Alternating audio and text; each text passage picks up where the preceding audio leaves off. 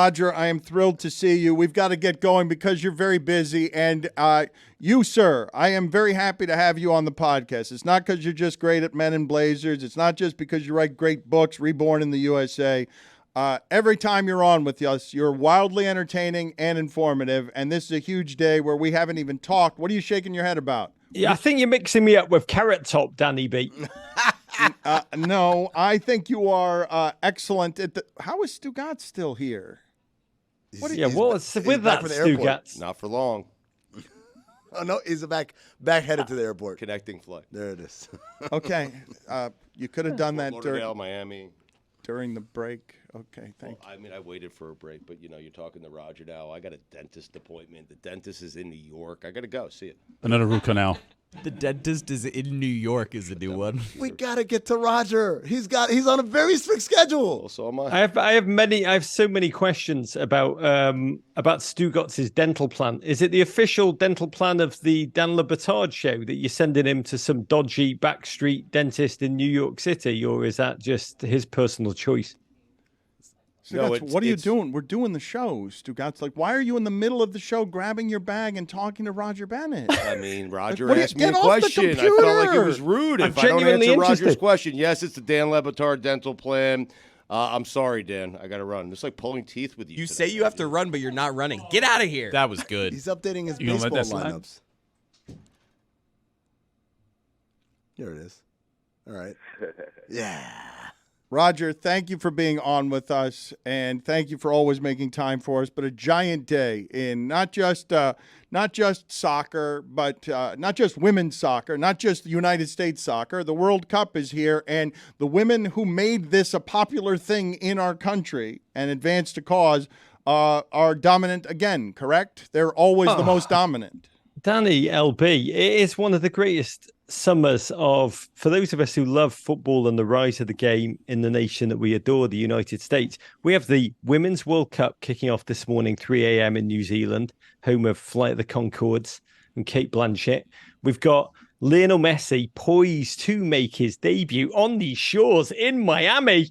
Oh, I can tell you've got the fever, Danny LB. And then, of course, we've got the Premier League team sweeping across our nation, treating about our continent as if it's one big footballing training ground. And probably biggest of all, mighty Wrexham going coast to coast as we speak. Spoiler alert. Come on. By the way, we have people, when we talk about Wrexham, and we'll be like, Wrexham won 2-1 yesterday over Dagenham and Redbridge, people will text us and be like, please don't spoiler alert, welcome to Wrexham, as if it's not actually a football team, it's just a soap opera. But you're asking about the Women's World Cup, which is the largest of them all. United States going for full Chicago Bull three-peat, back to back, which is just even mind-blowing to think about and say. They kick off tomorrow night, Friday, in their opener against the mighty Vietnamese. And it's really a fascinatingly poised thing because we are bloody good. But the rest of the world, selfishly, has gotten better too. So this is the biggest World Cup, 32 teams, the deepest field, and just a month of ebullience, joy, and human drama and spooling life. But Roger, and you do weave that tapestry well, we can say, right, that you, because you're a historian and because you've just grown up as a commentator over the last 20 years and a social commentator as well, it's not lost on you that the U.S. women are more challenged than they have been, at least in part because their greatness has given power to women all over the world to get better at this. And these countries have this. What will beat the United States if they are to lose is what they built, which is the strength of this sport globally, internationally, in the United States. Dan, I am almost weeping as I hear you say these words, because these are words of truth, is that the U.S. women, thanks to Title IX, have just the deepest, the widest, the greatest swath of footballers in the world to draw upon. And that's what's made them so unbelievably dynastic. They've chosen with that, when you win, you have power, you have leverage. And these women have chosen with that leverage to fight for equality, lead that fight for equality. And when you speak to footballers around the world, I grew up in England. I know I sound American now. I know I sound like Dolly Parton and Bruce Springsteen, but no, I actually grew up in Liverpool, England. I want to say I grew up in a deeply macho, misogynistic society. Football, if you played football as a woman. When I grew up in Liverpool in the 1980s, you were flung to the periphery. You were a joke. You were derided. We were a horrible society. Our English women are now European champions, the Lionesses. They are the greatest face of that nation, beloved there. The rise of the women's game there, in Spain, in France, in Germany. They have coaches that when you speak to the American players who go and play over there are better than ours. They are tactically better trained. Their skills on the ball they're like ninjas. It's like a group of black belts, just a group of gangs descending upon us. Our women are ready. Alex Morgan, Megan Rapinoe, Kelly O'Hara, the OGs. There's that middle level of true ballers. Lindsay Horan, our captain. There's 14 fresh rookies, this whole new wave of talent. They are so... I've been filming with them every night. We film with the US women night after night. After 1:30 in New York time, I've been getting up. They are so confident. They are so focused. And to be honest, they are so excited that they've got a real fight this time. It's almost like they love the threat. And I'm doing live podcasts after every game and Twitches during the games with Sam Mewis, who won the World Cup last time, and Becky Sauerbrunn, who's the captain of the team but's cruelly injured. And worse than being injured, she's going to cover the World Cup with me on the Men in Blazers media network. A true trauma. And they both said every single World Cup, it's the same narrative, Dan, that Europe's gotten better. Spain are going to clip us. France are going to clip us. England's going to clip us. And every year, we do it. So that's really the narrative. Will they do it again? And God, I pray just for the growth of the game in this nation. I pray that they deliver victory. I want to talk to you about Messi, but I actually... I just want to ask, is it better for them to be dominant and continue to be dominant, or is it better to be a real threat and a real drama there? In terms of for the growth of the game. Better for who? It's better to bloody win. That's the American in me that is speaking. I watched the Dream Team as an Englishman then. I was once an Englishman. I also shockingly revealed to the audience, I also once had hair. And this was back in the days when I had full head of curls. And I watched the Dream Team, Barcelona Olympics. I watched them play Angola. With a group of Americans. I was away in Europe, and so it was me and a room of Americans. And I think that you were beating Angola. I think the game was like 2 minutes in, 3 minutes in. I think the USA were 50 points up already, 60 points up. And Charles Barkley, it was actually in garbage time nearly. Charles Barkley, God bless him, went up and dunked the ball and also elbowed some hapless Angolan guy in the head. And I remember watching, and I was just like, what are you doing? What are you doing? This is like they've lost. They've lost from the second this is. But my God, the 100 American people in the room were on the table, just like this is one of the greatest sporting moments of their life. And so the American in me is now shifted. Now I am an American citizen. I have to answer. I don't just want to win. I would like to see Alex Morgan win, beat the English, sip tea as she does so. But the thing is, like, when you listen, I've been listening a lot to Australian sports radio to prepare for this because the World Cup's there. My God, they hate us. They've remembered every slight. They've remembered every arrogance. They've remembered every perceived everything, all of these teams, and they are coming for us. And that's what's going to make this tournament so bloody delicious. Roger, with whatever remaining time you have left, because I believe that you're capable of being eloquent on this subject almost better than anyone in this industry, even though you do. Danny LB. No, but I don't know why you keep calling me Danny LB. Danny LB. You're fat. The LB because they're fat. It's fat. Whoa, that would never do that. I would never, ever do that. My mind wasn't even going there, Dan. Do not take me there. I'd rather talk about Stugotz's deep clean, which is one of the most truly frightening subjects I can think of in the world. I really don't know what he was doing there. But before, with whatever remaining time we have with you, because you are an authority and because you are a voice for this sport that has been really wonderful, eloquent to have, teach me more. When these women who are the Golden State Warriors of their sport, they are proud, but they are older and the world is coming for them and it's more challenging than it's ever been. Roger, explain to me what these women mean to America, to women, to team sports, to female sports. Like, explain to me the power of these women who are now protecting a title as the world comes for them. Yeah, I can't explain to them because you are best to hear that answer from the women who play the game, not in the United States, because they fear the United States players, but they revere them and they are so bloody grateful to them. One of the shocking things about this Women's World Cup is like it's glorious. It's the biggest commercial ever. There were 71,000 fans in Australia today watching the Australians win their opening game. There were 42,000 in New Zealand, biggest football crowd, men's or women's, New Zealand's ever had. I mean, it is delicious. But there's also so many of the federations, the English, who are one of the favourites, battling their own federation for bonus payments. The Spanish battling their own, and a delicious team to watch them. It's like next level. It's like they have breakdance moves that we have not. They can do things with their nunchakas that we have not even thought of. They are battling. 3 of their best players have said, "I'm not going to play with that coach. It's not safe for us. It's not emotionally like that coach is." And the federation's like, "Sod it, we're going ahead." Some of the biggest, some of the smaller teams, even more frightening stories of just lack of safety for their players and deep financial skullduggery. So you have to look at this World Cup through split lenses, and almost every player fears the United States. Some of them loathe them for their arrogance, but they all say that team, Canada battling their own federation, almost sued by their own federation, threatening to go on strike. They look at us as a deep rival, but they also say these women, Alex Morgan, Becky Sauerbrunn, they're like, thank you. And their legacy will be on the field as winners, but off it, because in a generation's time, this old brickbat that no one cares about women's soccer will be dead and buried. It will be a commercial behemoth. Everyone will be watching. No one will be agonizing over whether there's an audience or a commercial market for it. And ultimately, that will be this generation's legacy as much as their bloody good football. Can we talk about for one quick second before I have to go, which I do have to go, but I know you've got to get Carrot's hop on. Can we talk about Lionel Messi at the moment? Because I am bloody fascinated. It is an exquisite moment. It's a surreal moment. It's like LeBron James saying, you know what? I'm still quite good. I can still, when I want 30 points a game, whatever. But do I, I'm going to go to Shanghai and play for the Sharks and deal with this commercial moment late on in my career. How are you experiencing that in Miami? It's unbelievable that the greatest soccer player ever has landed in a city that is great at bandwagons. What are you doing? Greatest ever. I mean, relax. Pele. Mm-hmm.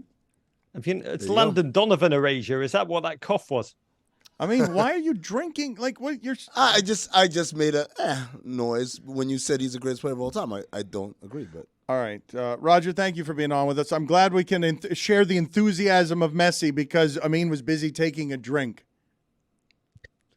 I got to go to the dentist. Everyone get their teeth cleaned at least twice a year. Big Roger, love, Danny Roger, LB. come on with us again to talk Messi. I want to talk Messi with you. I would genuinely love. I think this is a mammoth moment for all of us.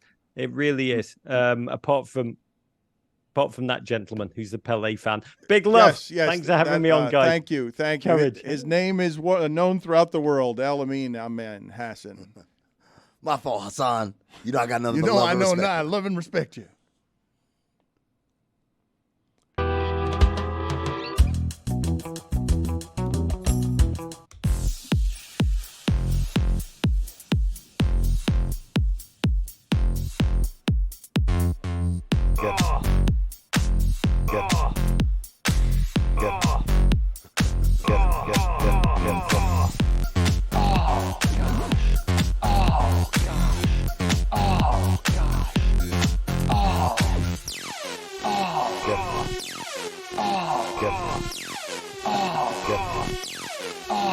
Oh my Lord! Oh my Lord! Oh my Lord! Oh my Lord! Oh gosh! El-Amin Hassan! El-Amin Hassan!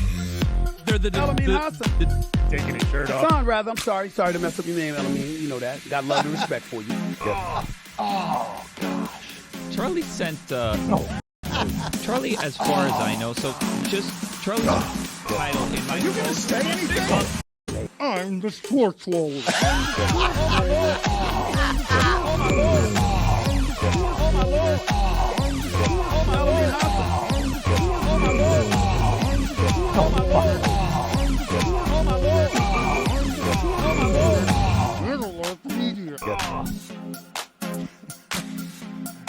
Is there any Heat mouthpiecing that I can do today as the sports walrus? Is there anything in Heat Twitter, any new news, or where one day of Lillard-free talk, people are about 40 days past not wanting any more of this? I just want to point out that Dan texted me this morning. He said he enjoyed the sports walrus joke. He said, but I didn't get the from Tusk Till Dawn. And I said, that's the sports walrus's overnight show.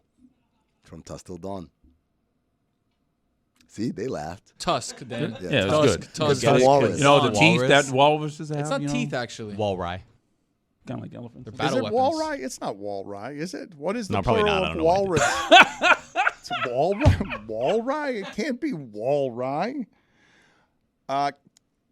I'd like the music to start getting better around here. I was very pleased. Yes, that was good. I'm not disputing that was good, but because I was asking, I want to continue to remind people, inconvenient though it may be, that Amin is basically telling you that he lives right now in Phoenix where he cannot go outside without it scalding his skin. That's right. What is happening to the earth is a horror, and I think we properly depict the horror with this particular song intro to this particular bit. Chris, were you asleep at the wheel? I was honestly congratulating Jeremy about He was that glad segment. handing, We were celebrating that song back here. We Okay, were like, instead good of work at it, doing the Jeremy. job of producing the show right now when I'm throwing it to something. We're all gonna die.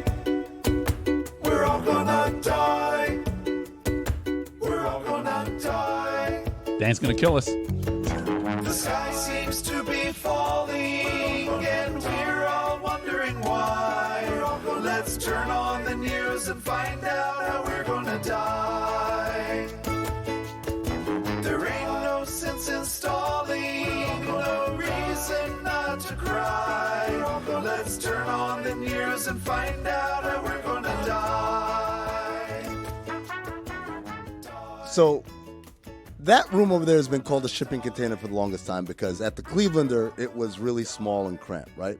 But since we came here, we've always bandied about the idea of need a new name. And one of the names that was thrown out there months ago was Mission Control because it looks a little bit like, Houston, like NASA, Mission Control.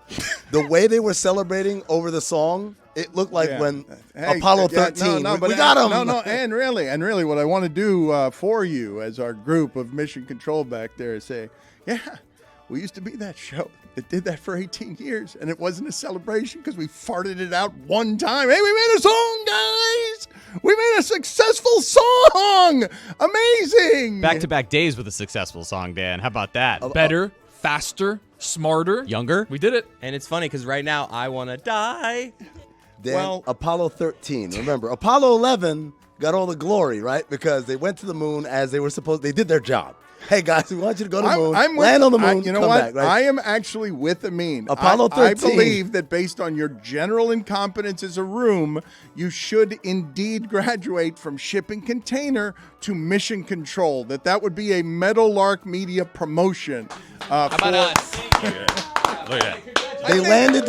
Mission complete. I think we should change the name. They managed to bring the astronauts back almost intact. And that's what they're celebrating. Almost.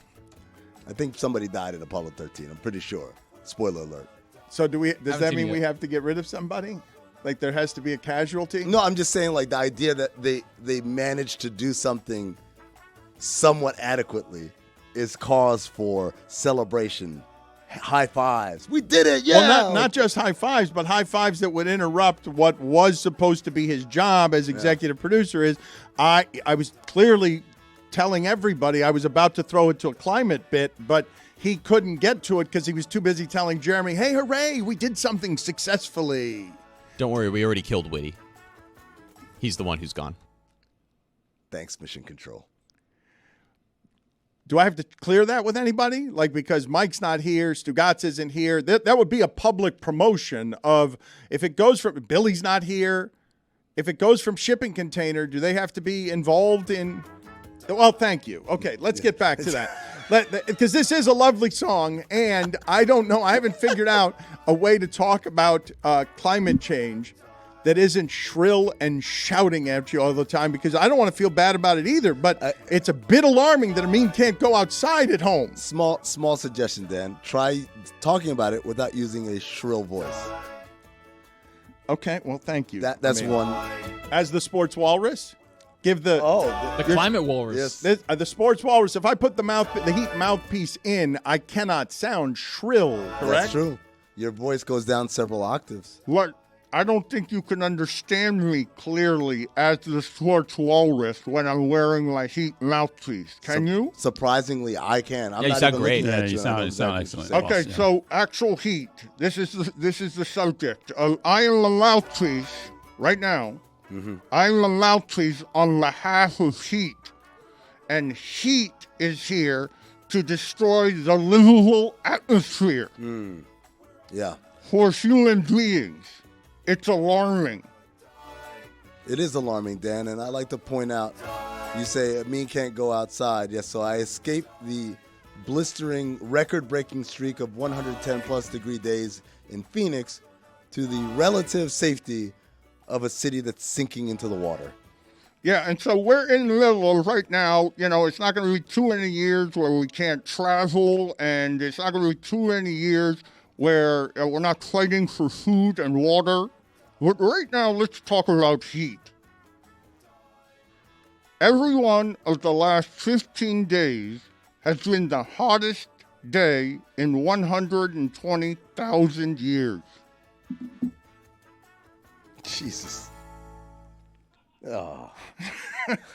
There it is. That's how I want to do our daily climate track.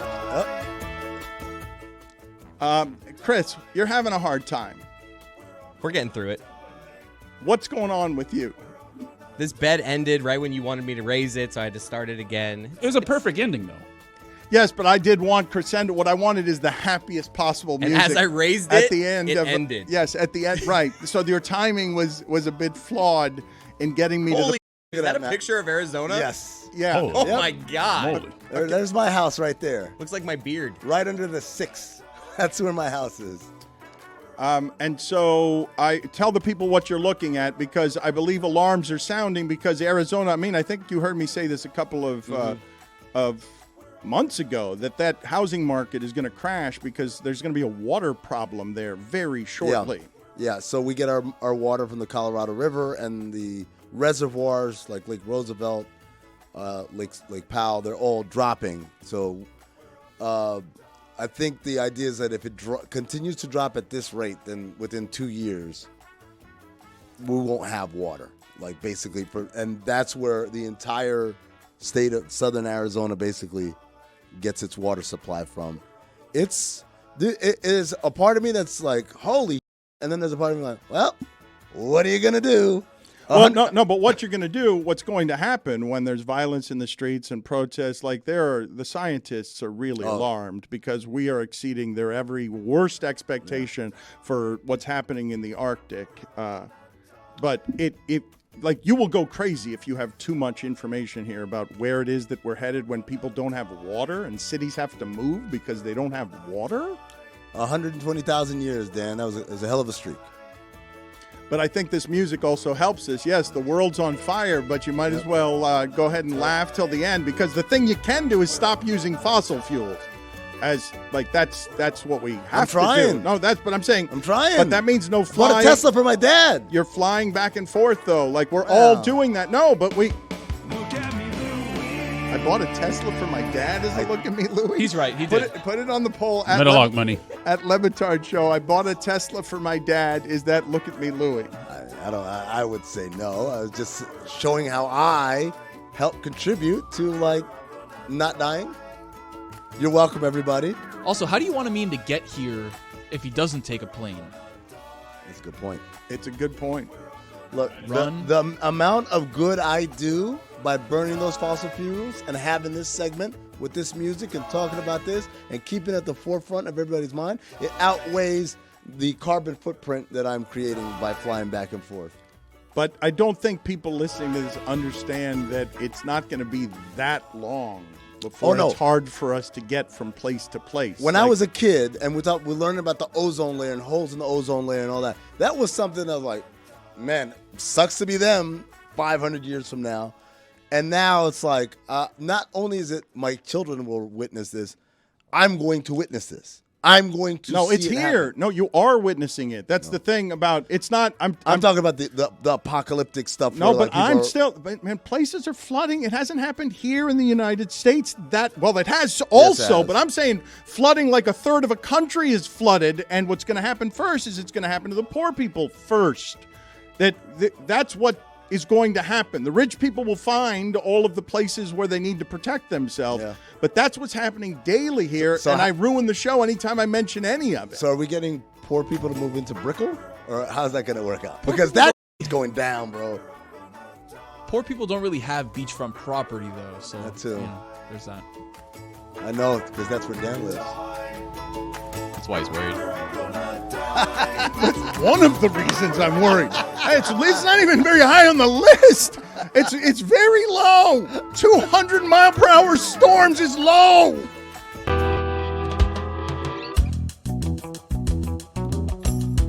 Tony, I don't know if we got to the place contextually that we wanted to at the end of the joke from earlier in the show, but I was hoping that would end with you doing a cannonball into the pool. Isn't that what we were trying to do, and then it became a swimsuit issue? Yeah, it became a swimsuit issue. I got sweatpants on today, so I didn't bring, again, extra skivvies. You know how that goes. It can't be commando in the office. It's weird. Skivvies. Okay, what's the problem with skivvies there? I don't know. Sounds like David Sampson. Yeah, it sounds like something David would say. Yeah.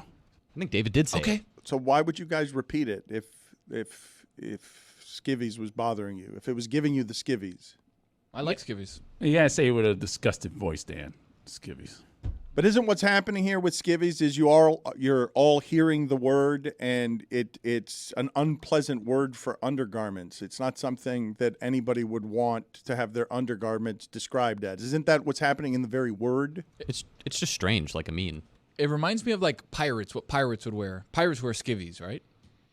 Do they? Go with undergarments. No, undergarments sounds like I'm wearing like something under a dress. It's like not what I think of. The more you say it, the more I hate it. It's like making my skin crawl. How do we feel about undies? No. Worse. But wait, why are pirates wearing skivvies? Like skivvy, it just sounds like a pirate word, like scurvy. Like scurvy, skivvy, that's what it is. Something from okay. So thank you. I mean, I Black appreciate underlinen. or whatever. Underlinen. I'm looking at synonyms. Sounds like a tablecloth. Nobody, Not a fan. Nobody says that. Underlinens. Who do you think says underlinens? Google. Okay, that's the laziest possible production of the show. How about Smalls. unmentionables? The unmentionables, yeah. I mean, what's so unmentionable about them? Underwear. I mean, it's just underwear will not get knocked off. It's a Hall of Famer. Underwear for what it is that you're talking about. No. First ballot Hall of Fame is panties. You know what? He's right. I stand corrected. In Australia, they say. Underdacks. In South Africa, they say. Brookies. Brookies? These are all just synonyms for underwear. This is look, fun. Look at the new machine. A little power in his hands, and look, this is the only way you get him to learn words. I'm not mad at it. Yeah, look, Underlinen. yeah, watch him. Look at the learning. The Greg Cody's son. Unmentionables. Yes. Unmentionables. Undergarments. Smalls. Undies. Lingerie. Underclothes. Underclothes. Come on, underclothes. Come on, how repressed are you, underclothes? Come on. Calzoncillo. It's funny, underclothes is repressed, but underwear is fine. On this synonym list, they have jockey shorts, but there's a little trademark thing next to jockey. Yeah, you can't. No, jockeys is a very specific thing. Tony, that is a comedically perfect word. Calzoncillos. Calzoncillo. It sounds like a dance through your underwear, the way that Spanish people say it. Calzoncillos. I think it's okay. I think it's better than panties. I think calzoncillos because it's got a little fun in it. It's not just a sensual undertone. It's also got I'm Latin, but I'm fun, and watch me in my undies. Unmentionables. Why does it pronounce it like that? Unmentionables. I mean, I wanted to talk to you about something more serious, but so we didn't get the cannonball joke, and also, was there a sports walrus mouthpiece joke that I was supposed to get to here, or did we complete the joke? Oh, it was just the client. Oh, yeah, the world is ending. Completed. Okay, thank you. The joke died. So I can move on. Very good.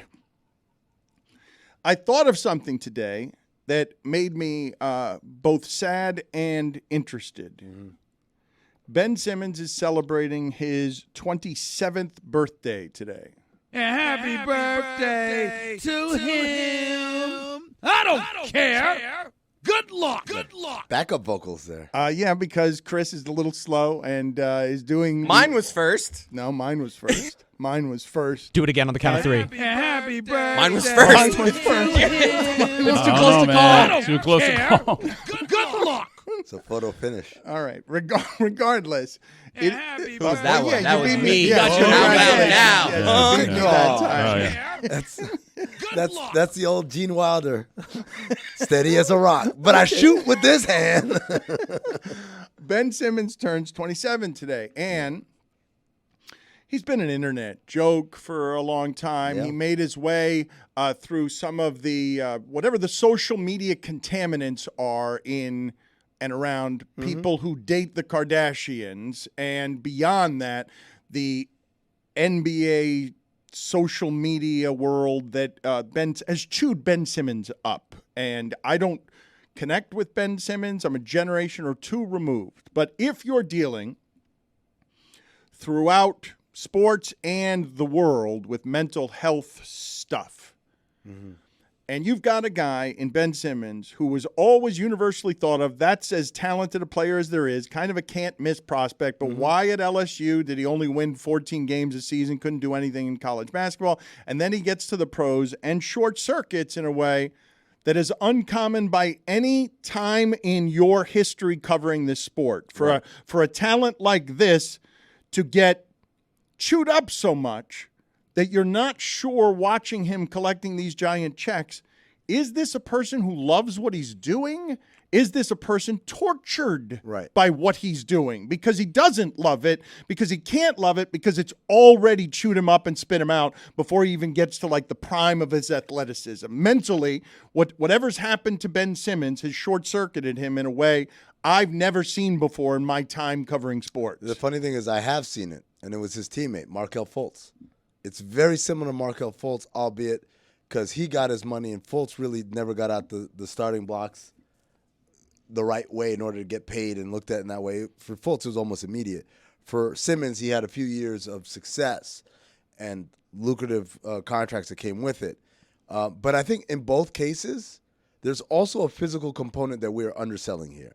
That I don't think this dude was 100% or is now 100% healthy. I think that whatever back issue he's dealing with is real and it's serious and it's lingering and it's not going away and it plays a part. But definitely there's an element and there's a factor in this where we're watching a mental meltdown from him, and it's derailed what should have been a Hall of Fame caliber career. The thing that's going to happen with Ben Simmons, because these people are very disposable, okay? Look at what you're seeing with running backs in football. When I say these people, I just mean famous people who play sports will run through them, and if the fame chews you up and you couldn't handle it as a 20-year-old, hey, real sorry. Be tougher. Be stronger. You're a bum. The internet's going to chew you up. Well, and the internet's the big part here. Oh, wow. Fine. That was rough. That's yeah, $5. Man, That's I said it so well into it was so eloquent. Too. It was so eloquent. Social media is really a huge part of this, right? Because as more and more young people who have dealt with social media their entire lives come into the league and have constantly been performing for the camera or experiencing hype from an even younger age. Look at Zion Williamson. He's playing well, but obviously got a lot going on in terms of what's going on the mental side of it too as he tries to recover physically. And I imagine you'll have more and more guys like Ben Simmons who make it to the league as these all-world talents who, due to the pressures of society and the pressure of being the breadwinner and all of these things that are put into the public sphere in a different way, break down in this sort of way. I feel bad for Ben. We talked about Zion with David Griffin, who's the head of the New Orleans Pelicans out in Summer League. We talked about that specific element. Today on Oddballs episode, we talked about DeAndre Ayton, who I don't know if you saw this, Dan. Yeah, he was talking about he feels like everybody hates him. And the more I hear these things, the more I'm thinking, like what Jeremy is saying, like this is the generation of kids. Like for most of us, maybe I'm dating myself, but even guys like you think about the LeBrons, the Kevin Durant's, the Steph Curry's, Instagram and social media was something that happened to us while we were already formed somehow personality-wise. Not to say that those people don't all have different ways of playing to social media. No, or impacting them. LeBron and Wade learned at the same time. Look at what we can do with a Trayvon Martin photo because we've just gotten to this public space where we're getting millions of followers. LeBron came onto Twitter, onto social media here, and immediately had his own platform that was millions strong. And same thing for most of that generation, guys that came in the league in the 2000s to 2012 or whatever. And now what social media worked for them instead of they worked for social media. Because it's something that was, you were already a person fully formed and said, hey, check this thing out. What's it called? Twitter. Ooh, that looks kind of cool. And so my personality is formed. I just use this as a tool to export my personality. Whereas now the guys that we see in the league, this is the generation where like they don't know a world where this doesn't exist. You go back and find tweets of these guys, right? Like what you're talking about is LeBron and Dwayne Wade and all these other characters got to build social media platforms when they were already relatively socially responsible adults, where these kids are being raised with social media, performing to it from a young age, growing as human beings with it, and then that entire internet history, that entire world and persona that they've created online comes with them into the league, all the takes that they've had and all of the pressure that's come around it. But Jeremy, you know what? To me, that's a very small part of it. Like you tweeted this lyric. Of course. To me, it's just the idea of the instant feedback, right? Whereas for those of us that remember when this stuff happened, like people said mean things about me on the internet, like, well, like, all right, like I still have my friends, I still have my family members, I still have all the things that provide me with the true sense of value and self-worth. For these kids, Dan, all they know is like there is no other. I wouldn't say these kids, and I wouldn't do it like that, but I will say as a newspaper columnist who was criticized for 40 years, that shit stinks when you're forming yourself. And there's a whole alternate reality in social media that I think is poisoning our young people because of how widespread the addiction is and how widespread the anonymity of cruelty can be, where you feel. So I understand why and how a generation is being scarred and savaged by these things. Yes. However, Lucy, I need your help here because I feel like we failed as a show. Jeremy out here with his parasol grandstanding on social issues about mental illness, but at the very beginning of that, coughed phlegm into a microphone, professional broadcaster guy, and wouldn't let us have fun with it because he was too busy getting to his important societal point. Do you want me to cough into a microphone? No, I want you to tell me whether or not, as a newcomer to the show, whether or not we failed in not, like, everyone got out of the way courteously for Jeremy and said, yes, it's totally fine that you didn't give us the $5, that you coughed straight into the mic. No. Give me the money. But where was it when it happened? Roy? Because you made me pay money. I shouldn't have to pay money. Stugotz has to pay money. That's his fine. Roy, the point is, why did it take you this long to demand it? Well, I needed his backing. No, but what are you doing? We needed to do the show there. He coughed into a microphone and he blew through the stop sign to make societal point after societal point. I said that was a fine. Give me the money. Sorry, I don't have any cash. What? It's got a couple hundies in there. What are we teaching these people? Harrah's, baby. Well said.